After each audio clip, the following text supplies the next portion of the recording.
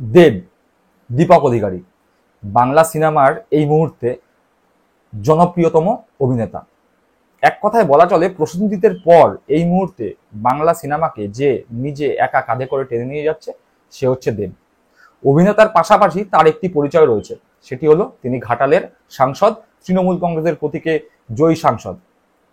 এই মুহূর্তে দাঁড়িয়ে বিভিন্ন পত্র পত্রিকায়, সংবাদ মাধ্যমে, টিভির ইন্টারভিউতে দেবের ইন্টারভিউ আমরা সবাই দেখেছি। সবার মতামত দেব রাজনীতিবিদ হিসাবে বেশ পরিপক্ক। রাজনৈতিক কটুকথা থেকে তিনি বহু যোজন দূরে। তার বিরুদ্ধে বিভিন্ন ধরনের অভিযোগ বিজেপির পক্ষ থেকে আনা হয়েছিল, সিবিআই তদন্ত হয়েছিল, সেখান থেকে দেখা গেছে তিনি ক্লিনচিট পেয়ে গেছেন। অর্থাৎ তিনি বারবার যেটা দাবি করে আসেন যে তিনি স্বচ্ছ, সেইটা কিন্তু অলরেডি প্রমাণিত। এবার কিছু কিছু ক্ষেত্রে দেখা যায় দলের মধ্যে থেকেই, অর্থাৎ দেবের দলের মধ্যে থেকেই তাকে অনেকে আক্রমণ করে। অনেকে বলতে চায় দেব কি দলের ঊর্ধ্বে, দেব কি রাজনৈতিক যে চিন্তাভাবনা বা রাজনৈতিক যে ঘরানা তার ঊর্ধ্বে। দেখুন, রাজনীতি করতে গেলে যে বিপক্ষকে কটু কথা বলতে হবে, নিন্দা করতে হবে, কুৎসা করতে হবে তা কিন্তু নয়। তার কারণ তৃণমূল কংগ্রেসের যে দলনেত্রী তিনি কিন্তু বারবার বলেন যে রাজনীতির জায়গায় পার্সোনাল সম্পর্কের জায়গায় রাজনীতি করতে গিয়ে কুৎসা করার বিরুদ্ধাচরণ কিন্তু মমতা ব্যানার্জি প্রথম দিন থেকেই তিনি করে এসছেন। তাই দেব যদি রাজনীতি করতে গিয়ে কটু কথা, কুৎসা এগুলো থেকে দূরে থাকেন তাতে বিতর্কের কোনো জায়গা নেই। তিনি যেমন বিরোধী দলের লোকজনদেরও সম্মান করেন, তিনি নিজের দলের লোকজনদেরও কিন্তু যথেষ্ট সম্মান করেন। এই কিছুদিন আগে লোকসভা ভোটে হিরণ দেবকে নানা ভাষায় আক্রমণ করেছেন, দেবকে গরুচোর সহ নানান বাজেভাবে আক্রমণ করেছেন। দেব কিন্তু উত্তর একটাই দিয়েছে, হেসে উত্তর দিয়েছে আর বলেছেন যে হিরণের যে বক্তব্য সেই বক্তব্যের উত্তর ঘাটালের জনগণ দেবে। ঘাটালের জনগণ উত্তর দিয়েছে, তারা দেবকে বিশ্বাস করছে।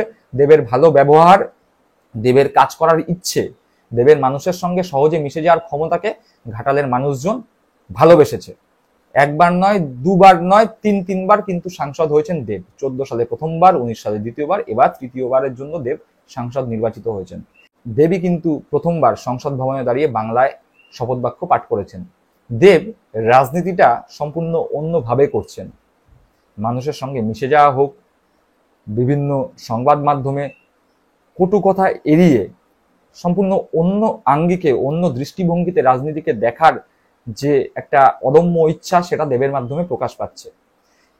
তাহলে এটা করার মাধ্যমে যদি কেউ বলেন দেব নিজেকে রাজনীতির ঊর্ধ্বে নিয়ে যাচ্ছেন, হ্যাঁ নিয়ে যাচ্ছেন। তিনি তো খারাপ কিছু করছেন না।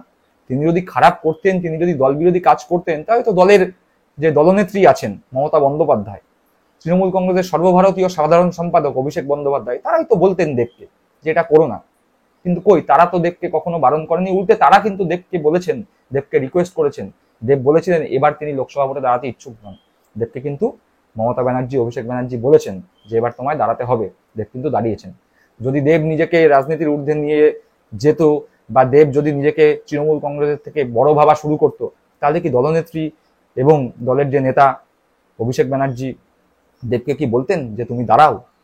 দেব নিজের জায়গায় ঠিক থেকে রাজনৈতিক পথ চলার একটি সুন্দর নিদর্শন রেখে যেভাবে চলছেন, দেব আগামী দিনে নতুন জেনারেশনের যারা সাংসদ হচ্ছেন তাদের কাছে কিন্তু একটি দৃষ্টান্ত স্থাপন করছেন। ভালো ব্যবহার, সুন্দর মার্জিত কথাবার্তা আজকালকার রাজনীতিতে একদমই মেলে না। সেখানে দেব সবার থেকে আলাদা হয়ে নিজের কিন্তু একটি পরিচয় তৈরি করে দিয়েছেন।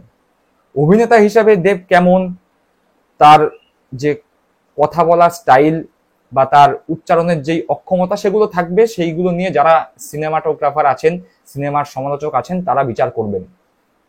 কিন্তু একজন সাধারণ মানুষ হিসাবে, একজন নিরপেক্ষ মানুষ হিসাবে সাংসদ দেব, রাজনীতিবিদ দেব, তৃণমূল কংগ্রেসের নেতা দেব সাধারণ মানুষের কাছে 100-র মধ্যে 90-এর বেশি নাম্বার সব সময় পাবে। যদি আপনারা মনে করেন যে আমার এই কথাবার্তা সঠিক, তাহলে কিন্তু আপনারা এই ভিডিওটিকে লাইক করবেন, কমেন্ট করে জানাবেন। আর যারা মনে করেন যে আমার এই যে বক্তব্য তা ঠিক নয়, সেটিও আপনারা কমেন্ট করে জানাতে পারেন।